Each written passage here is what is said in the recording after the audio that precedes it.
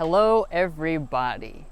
So for those of you who follow the channel, you know that we've had this Nissan Sentra for the last 7 days and really extensively put it to the test. Now inside of the full review we did talk about some of our likes and dislikes, but here today I want to make a nice summary of our top 5 likes and dislikes all in one handy spot so that you can really quickly and conveniently see what are the big takeaways about this Nissan Sentra. So with that said, let's go ahead and get into it.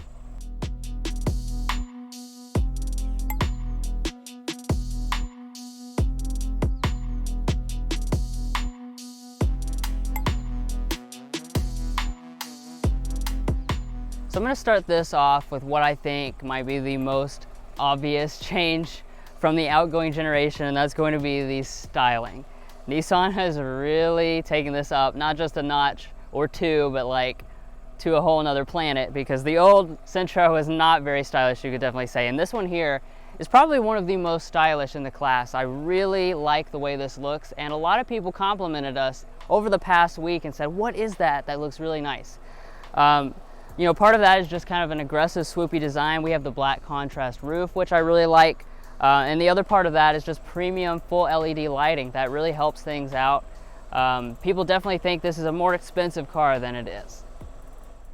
Now I'm just going to go ahead and preface the dislike section by saying, if you watch the full review, you know that there's a lot to like about this new Sentra. So for the dislikes, we kind of had to dig a little bit. We kind of had to go into the petty region.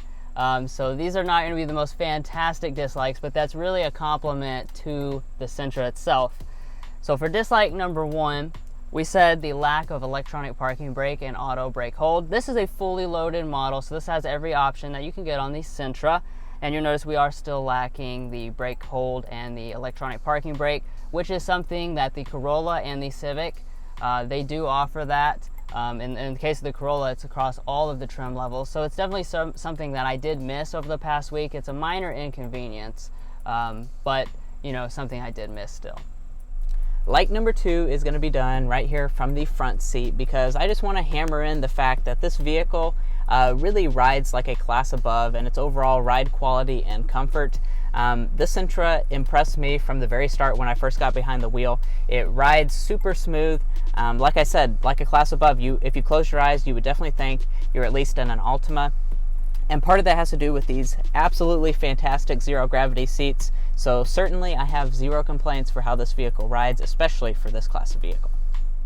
Now I don't have to go far for dislike number 2, because it's going to be right here in the front seat again. Now, like Drew said, these are going to be pretty petty complaints, but I do have a complaint with the way this blind spot monitoring is set up. It's right here in the A-pillar, and unlike a lot of vehicles, they don't put it in the mirror, and I just find that this is very difficult to see, especially in the sunlight. For one, my eye is always just drawn to the mirror because that's where I'm going to be looking to turn, but also it's dim.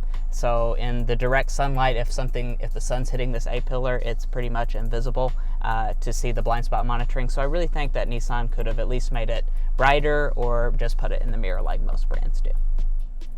So for the third like, I got into the back seat to demonstrate my point, and that was that the Sentra really feels like a mid-size sedan. It feels basically like an Altima. And here in the back seat is a great place to demonstrate that, because as far as legroom is concerned, this actually has more than the Altima. I know that sounds super strange, but it actually is the case as far as your official measurements. And back here, when I'm sitting behind my own driving position, I can fully stretch out and I have tons of space. In other ways, it also feels like a mid-size sedan as well.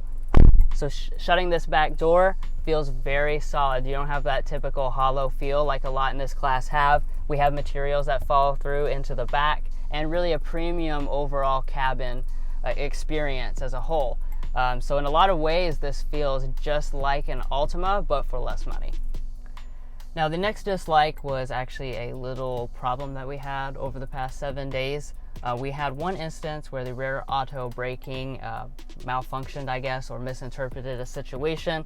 So we were just backing up. This does have rear auto braking, being the fully loaded model, which actually is not typical for the class. So I do appreciate that Nissan threw it in, but I did want to point out that in one instance we were backing up, there was nothing behind us at all, and it went ahead and slammed on the brakes. It sensed something that wasn't actually there.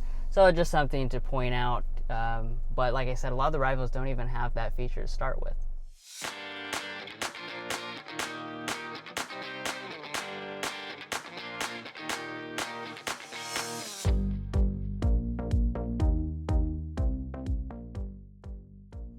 Now, like number 4 is not something to be taken lightly because it's going to be the technology this fully loaded SR model has to offer.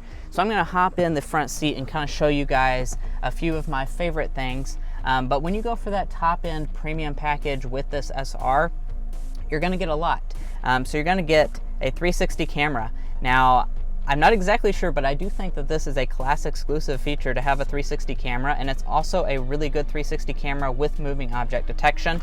In addition to that, we do also have a haptic feedback steering wheel, so if you cross over the lane markings, it will actually vibrate the wheel itself to kind of warn you, which I think is a really good setup. Now, in addition to that, we do also have a Bose premium audio system, and let me tell you, this audio system thumps. It's not something you would expect out of a vehicle at this price point, which is something I really love. Now, dislike number 4 is going to have to do with this infotainment screen. Now, it's not really too much of a complaint because I will say that this system overall is much better than most of the competition. I haven't had very many complaints at all. However, that said, I have had a few instances where I go to click on something and it registers that I click it, but it just doesn't do anything, which I thought was kind of weird. It's happened about 2 or 3 times over the course of the week, and you know, I can't really kind of represent it here, but it's pretty spotty in the way it does that. But just know that you may have some issues in that regard with this new Nissan Connect system. And the final like today is going to be value. As you can probably tell, there's a lot of features thrown in with this Sentra, and the price tag on this fully loaded SR with premium package and even a few accessories was only $25,500. So fully loaded among the main rivals like the Civic, the Mazda 3, the Corolla, you're going to be up to $30,000. So in many cases, you can be saving maybe $3,000 to $5,000 by going for this Sentra. That's not even counting discounts that may be able to apply. So you're definitely going to have substantial savings with the Sentra, and I really don't think you're sacrificing anything. And for the last thing, the pettiest of all complaints, this tachometer. So let's take a look at this. When someone pointed this out, I've never been able to forget it. There's no 1. The 1 is gone. You'll notice that we have a 0, 1 hash, a 2, hash, 3. So the 1 right there in the middle should be in between. It's not there, and that also changes the interval. So at idle, it looks like it's almost down at 0. It's a really weird tachometer. Like I said, incredibly petty, and you just have to wonder why. So 7 days later with this all-new 2020 Nissan Sentra, I have to say, I like this vehicle a lot more than I did previous to the 7 days after our loan, because this is really a phenomenal vehicle, not only for the price, but just in general. I really love the overall appearance, the technology, the features they've thrown in with this all-new Sentra model. And you can tell by the lack of complaints that we had about this vehicle, there's really not a lot to complain about. It's just petty stuff that you can really get over easy. So if you're in the market for a type of vehicle like this, don't discredit this Nissan Sentra. Go check it out, check this out, check the Civic out, see what's your cup of tea. But if you're interested in learning more about this vehicle, the full review is on our channel right now, as well as tons of other Nissan content, Honda content, Toyota content, anything you want. And be sure to subscribe, and we'll catch you next time as we sample more of the latest automotive delicacies.